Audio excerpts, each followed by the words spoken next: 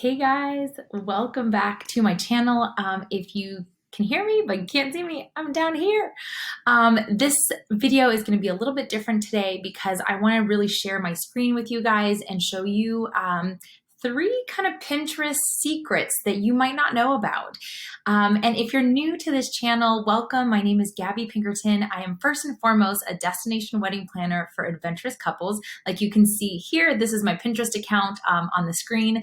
And I've actually really transitioned my business this year because of you know what, we didn't get to do any weddings. So I started teaching wedding pros and creatives how to find and book their ideal clients on Pinterest. So I have both a course for anybody who likes to do it themselves, but I also do done for you Pinterest management for some clients. So I'm also sharing just my tips and tricks on this YouTube channel and on my Instagram account, which is at Gabby Pinkerton, that we will link below.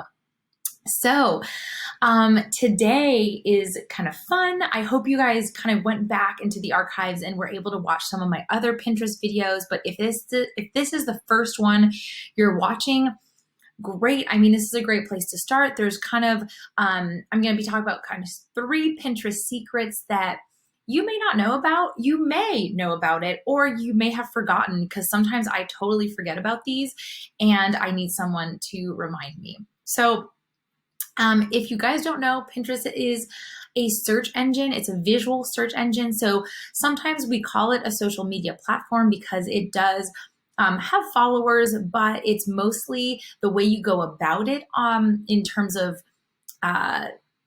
business-wise, business strategy. It's really thinking more SEO, more strategic keywords and that kind of stuff. So I have a ton of resources, especially if you're new or you have a Pinterest account, but you've only used it for personal stuff like recipes and quotes and workout videos that you never do. If you really want to turn it into more of a business tool, I'm going to link a few freebies below. So I have some blog posts. I have a couple other videos that you may not have seen yet that might be helpful for you. And I have like a Pinterest worksheet and an ideal client worksheet that you can download for free. So start there. If you feel overwhelmed, reach out. We have other resources, other ways to teach you. So don't be afraid to message me or comment below.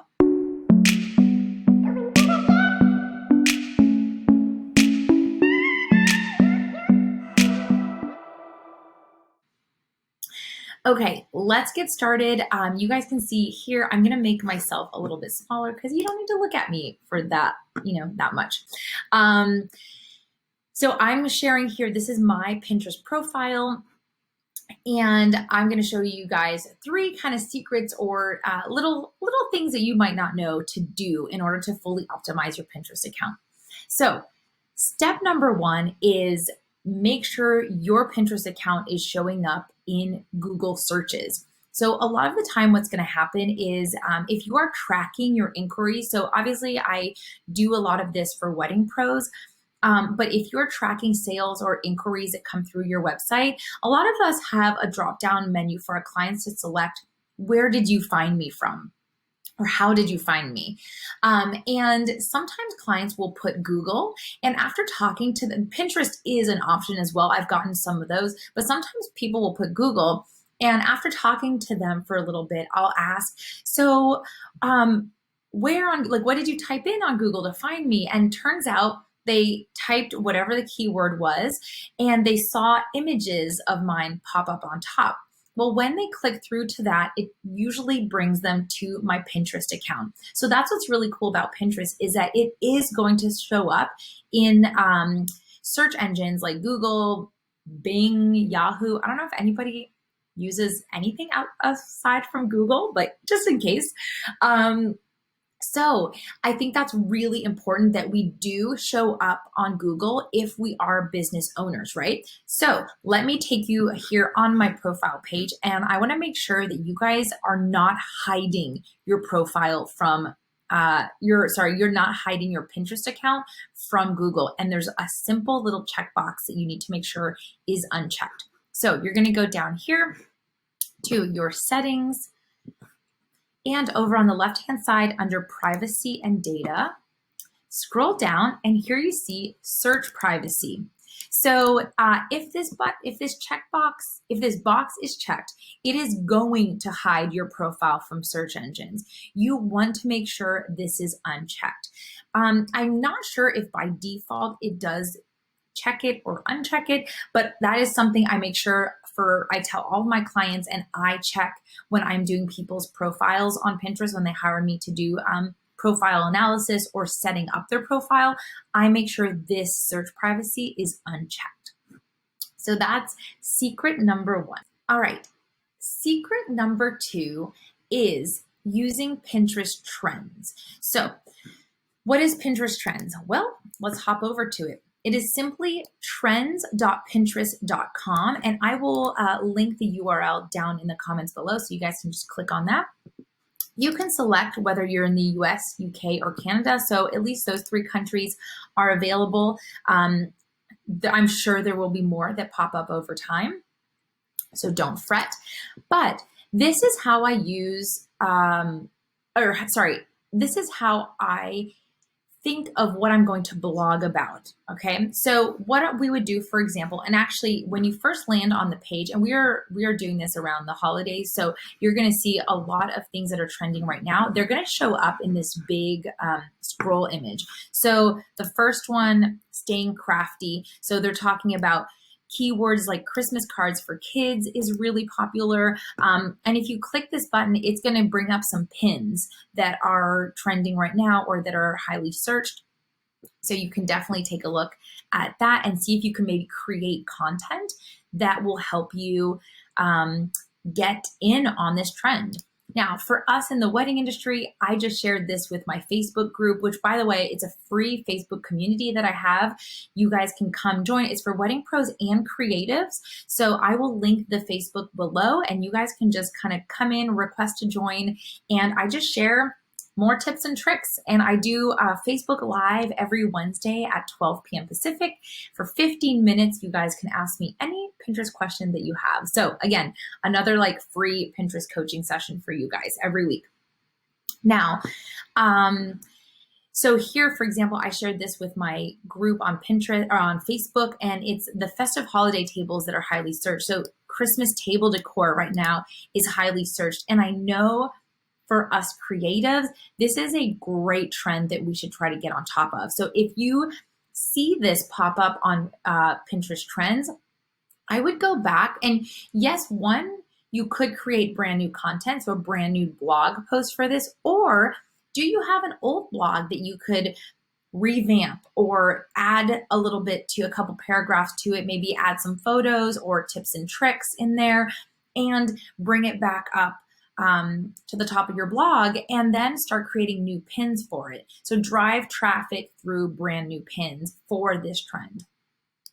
And then DIY garlands is trending right now. So that's really cool.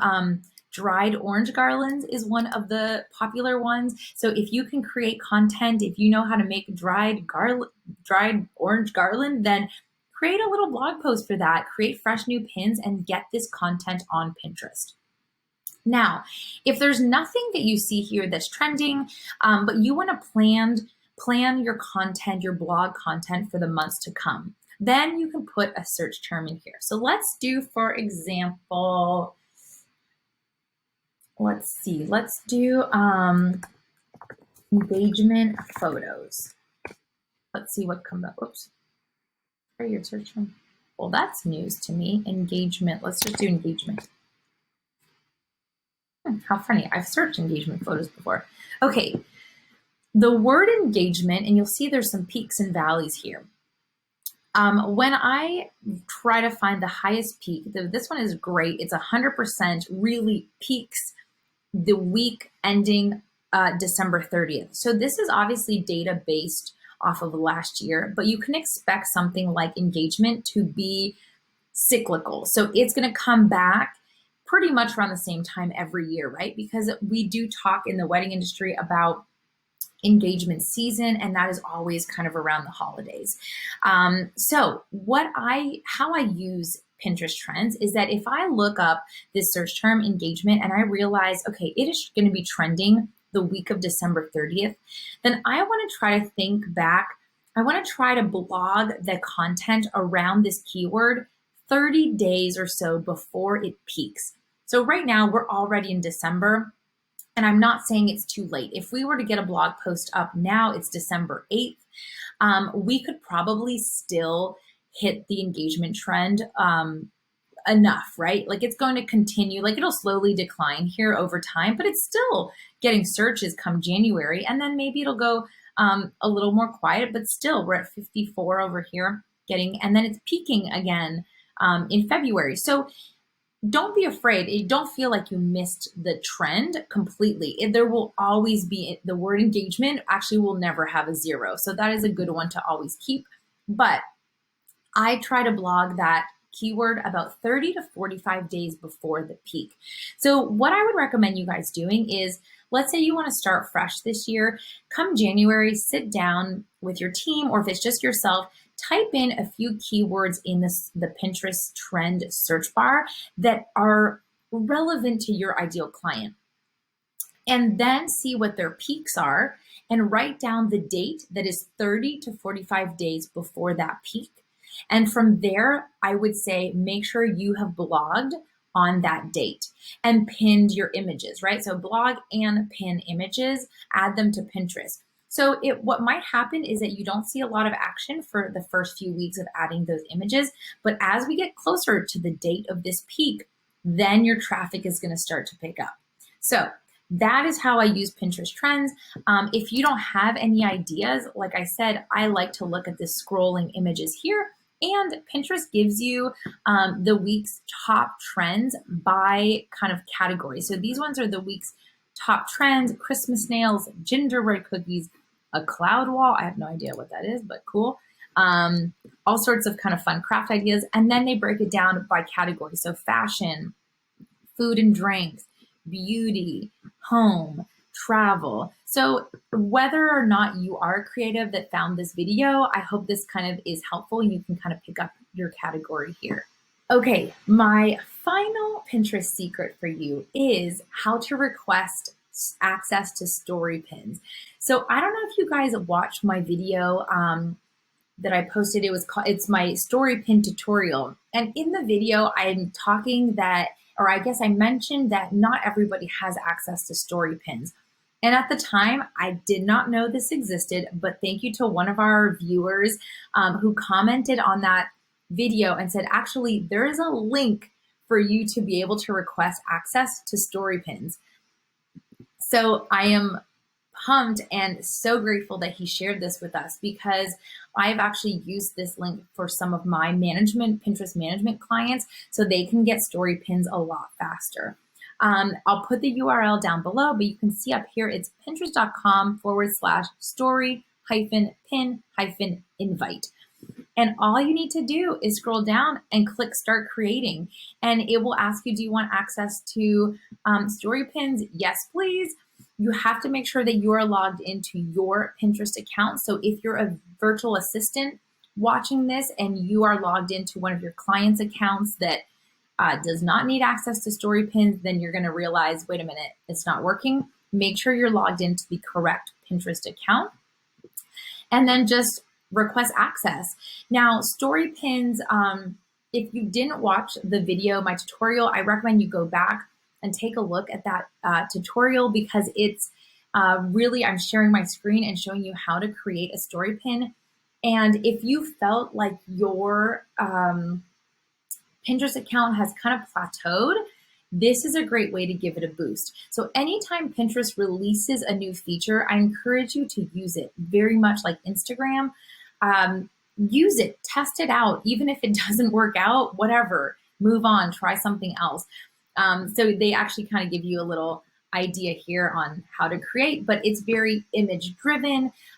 It does not link back to a URL, but it does link back to your Pinterest profile. So the idea is, once someone gets through the end of the slides, they can go click on your profile and then they see all your other pins, and those other pins will have links to your website, right? So don't dismiss a story pin because it doesn't link back to your website. I truly, truly believe this is a really great way to drive traffic to your profile and from there have people explore other pins. So use it, try it, tell me what you think. I personally love doing story pins. I try to get a couple out a month if I can. They're super easy to put together. You don't need to make it complicated. I create them in the Pinterest app, so not on my scheduler. You guys know I use Tailwind, but for story pins, I create it in the Pinterest app. The one thing that came up is some of you have said that you have access to it on desktop, but not on mobile.